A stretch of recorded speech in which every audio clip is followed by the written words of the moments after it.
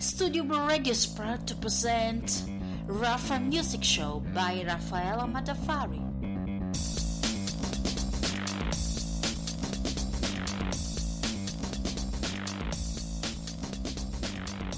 Check the microphone.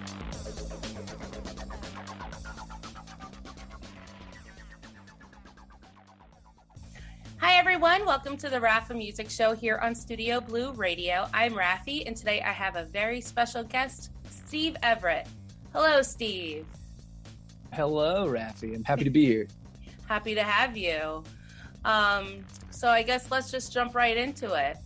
You were born in Georgia, raised in North Carolina, and you live in Nashville now. So it's Correct. No surprise that there's some Southern sound in your music. What got you started in just music in general? Yeah, it's funny you said there's a Southern thing to the music. When I'm in the South, people think I just make like, rock and roll or pop music, and then as soon as I go up north, everybody's like, "Oh, country, that's cool." Yeah. So it is funny. But yeah, I've pretty much lived all over the Southeast, and like most other people who grew up down here. It's just kind of ubiquitous to grow up in church, and like my dad was a church choir director, and has been my whole life. So I don't remember not doing music. I was in all these children's choirs and like played handbells and was in like children's orchestras and band, and started just messing with it from a really early age. Right. So what was kind of the defining moment that made you know you wanted to be a singer-songwriter? I think that was just kind of built in. I remember being 10 and seeing a choir perform, and it was just really moving, and just kind of thinking, sitting there, I can remember everything about that room I was in, and just the acoustics were incredible. And it was before I'd even found out about like mainstream music. I was still very sheltered, but just the idea of people up on stage, and like, we had just lived like a normal day, and then come into this room, and then these people moved me, greatly. Like even as a little kid, like made me experience things, and I was like, oh, I want to do that for people. Is that a job? Can I do that? That's so cool. So you call your genre pop and roll. And for our listeners who are not familiar with that term, could you explain what that is? Yeah. So like I said, growing up in Georgia and North Carolina, there's like real country where people speak with a thick drawl, and it's the subject matter of traditional country music is just a whole lot of stuff that like I don't know anything about. Like I grew up in the South, but we were always in like the suburbs, and North Carolina. You're not like my truck, my dog, my girl.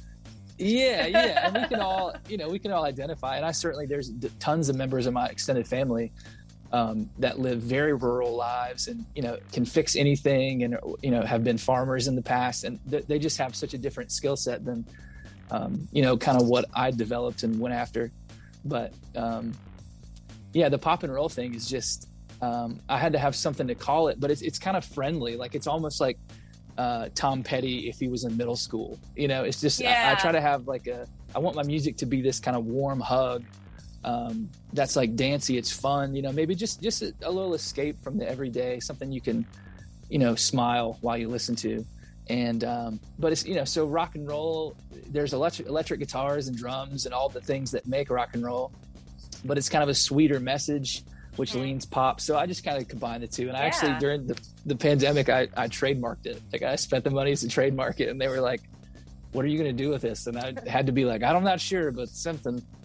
I just want it to be mine. Yeah. So your first album, Reciprocity, came out October 2012. How did it feel to like put out your first like full-length album? Yeah, well, that was my first record as a solo artist. But that I was already in my mid-20s, I guess, by then. But I was in a band from the time I was 15 or so, And so I think it was the fifth record that I had made. in a professional studio, and it was the biggest budget. I'd finally gotten some funding, and but I had been in the music industry already for 10 years, and booking shows, playing and making records. So I just kind of ran out of friends to be in bands with me. Never wanted to be a solo artist. And even still, like a lot of the shows I play, I have a band that, backs me up, just because that camaraderie is so important and so hard to find or manufacture. But it was incredible. It was scary because it was my first solo record. And it's easy to hide behind a band, and be like, oh, well, we're all in this together. If we get told no, it's 5 guys getting rejected or 5 people getting rejected instead of just you know. Right. So now, it's all me. So if you don't like it, it's just like, well, you don't like me then. Yeah. So how would you compare you're starting out as a solo artist. How would you compare that kind of music making process to the way you do it now? Would you say it's kind of similar? Yeah, I think so. The cool thing about, when I put that first record out, I had just moved to Nashville from North Carolina. So, I got done with college and moved down to Charleston, South Carolina for a year. And we were just like looking for, kind of a home somewhere we could base out of to then tour. And honestly, Nashville was just like centrally located. You're a day drive from Boston, you're a day drive from Miami. And then from Denver. And so it's like you can get everywhere but the West Coast. And, but then I got here, and obviously, like, a lot of the music industry, certainly the songwriting industry is here. And so I started doing all this co-writing with other artists and writers. And it changed. Like, I'm just able to write way more songs than I used to be able to. And I'm able to demo things out myself. Like, I'm in my home studio right now. And, there's a million little instruments and gadgets and things that I can make sound on that I didn't used to have. So I'm creating way more. I should say I'm being way more creative now in higher volumes than I ever was. But yeah, I mean, the process. I still write everything pen on paper. I'm still very old fashioned in that way, and I still definitely prefer just me alone. Right. To write the songs for my records. And I definitely do my best work still the same as I have since I was a little kid. That's awesome. Tell me about your music being on NASCAR Heat. Yeah. So how did that happen? Yeah. I'm not a big video game guy. Like, I've played it and I think it's fun. And that scares me because I'm like, if you have free time, you need to be like writing songs or booking shows, like I'm independent. So I've kind of like shied away from it in that way. But, I just got a call from EA Sports one day and they were like, hey, we want to put one of your songs in a video game. And I was just like, what game is it? And they were like, NASCAR Heat 2. And I was like, I had no idea there were NASCAR games, and I was just like, does it pay? And they were like, yeah. And I was like, I'll do it. Yeah. But awesome. I remember being a kid and like Tony Hawk had a skating game for the original PlayStation. And on that soundtrack was this Goldfinger song called Superman. And you listen to that song like 100 times a day when you played that game. And, I found out about a bunch of bands from that soundtrack. And so I was kind of like, this is a good opportunity. And then, they made NASCAR Heat 3 and, didn't include me. And I was like, well, that's cool. It was a one-time deal. But then I got on the soundtrack for 4 and 5. And I got awesome. 2 songs on each. Yeah, so now I've got 5 songs on those games. And then Tony Stewart, who's a former NASCAR driver, has his own like dirt racing games. And then they snagged a few of my songs. So it's just kind of become wow. I don't know. It's like the official soundtrack of turning left. That's great. That's amazing. I love it.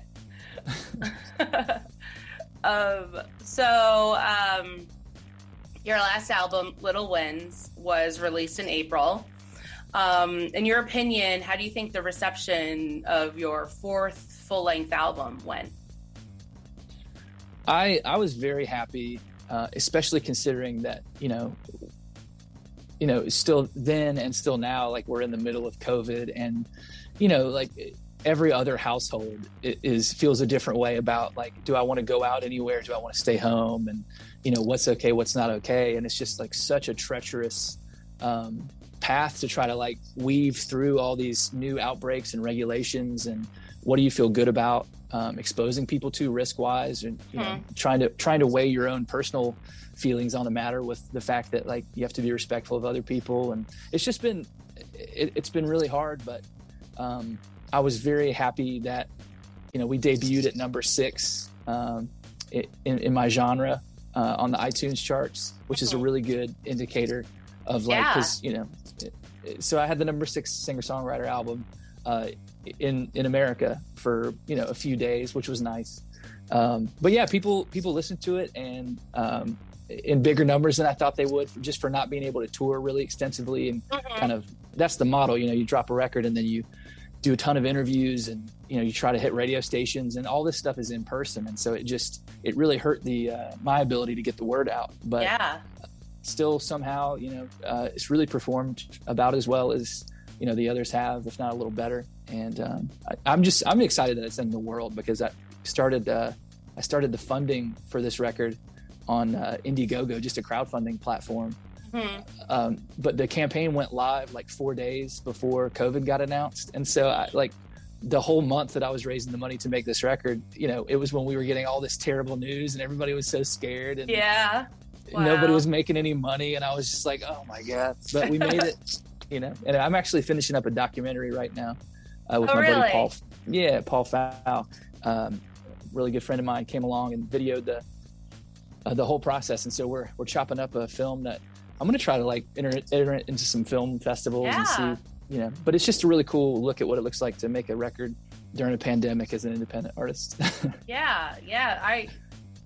I'd love to watch that, because it's, everybody's story is different. So it's so intriguing, like how many resources you can gather at, when you're going through something like this. Yeah, absolutely. But speaking of tours, you're starting a tour in March.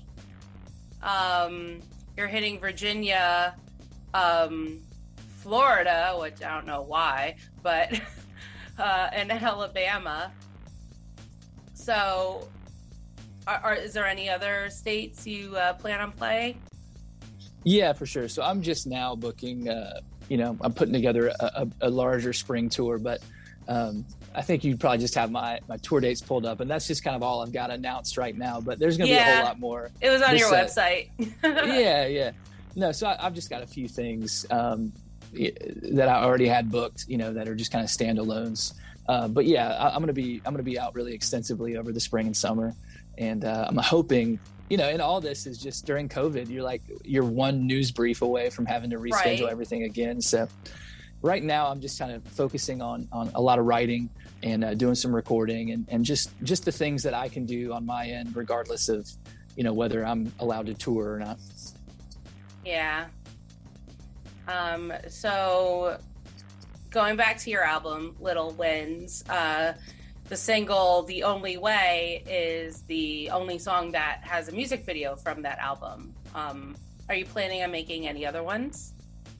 Yeah, so part of what we're doing, making this kind of documentary about the process of the record is we're going to be releasing, at least 2 more, full-length music videos from the recording process.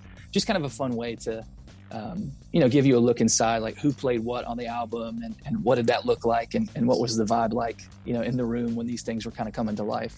And it's my favorite way to watch music videos. I love it when they're like actually filmed during the making of the song, so you can kind of it just feels like the song makes more sense to you afterwards.